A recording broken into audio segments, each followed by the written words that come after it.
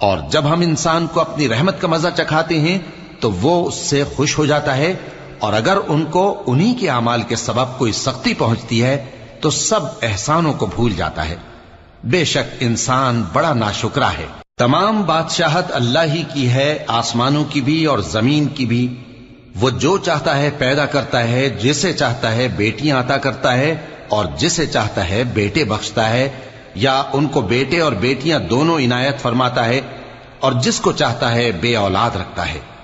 وہ تو جاننے والا ہے، قدرت والا ہے، اور کسی آدمی کے لیے ممکن نہیں کہ اللہ اس سے بات کرے مگر وحی کے ذریعے یا پردے کے پیچھے سے یا کوئی فرشتہ بھیج دے، تو وہ اللہ کے حکم سے جو اللہ چاہے القا کرے۔